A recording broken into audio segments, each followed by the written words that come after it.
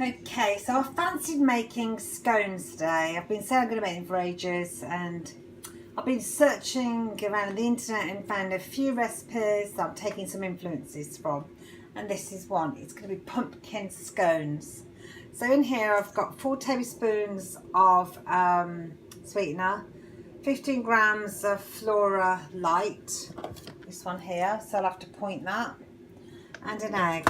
Now I'm going to begin by beating that together, and then I'll be come back to you in a second when I've got that mixed up.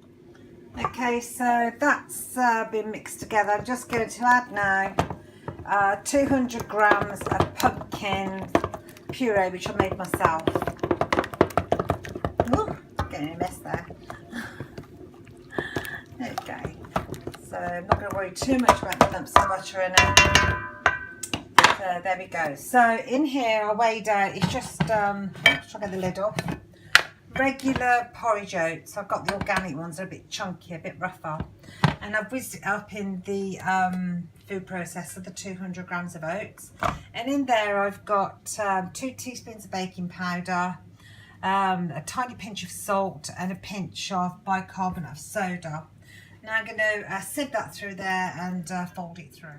As you can see, I'm not being too precious with the sieving. I'm going to quickly just bounce it through, a bit of air through it.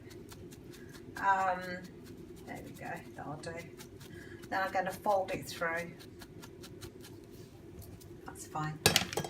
So I don't want to overhandle it too much, so I'm going to fold that through carefully and then make it into the shapes I want. And the oven's heating up at 220. So there you are, there's the batter.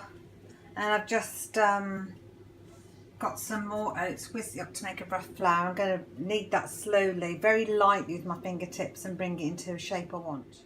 So there you go. It's I'm making a large one rather than individual ones, going rustic style. I'm going to put a little slit in and cut this into 4. That's 50 grams of oats per person for the pumpkin scone, or scone. I say scone. Anyway, the oven's on 220. With a bit of luck, in about 20-15 minutes time, they're gonna be good. Fingers crossed. Okay, I'm always adding things on as I go along with my baking. So I've just sprinkled over some poppy seeds. So this is going to be a pumpkin and poppy seed sort of oat mock scone. Fingers crossed. So they smell awesome.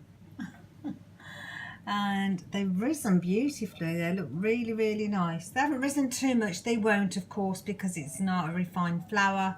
It's quite a dense flour because I used the rough organic oats. So it's not going to be the same as regular oats, but I love the rustic idea of oat and pumpkin scone. Delicious. I'll let it cool down and then I'm going to try one.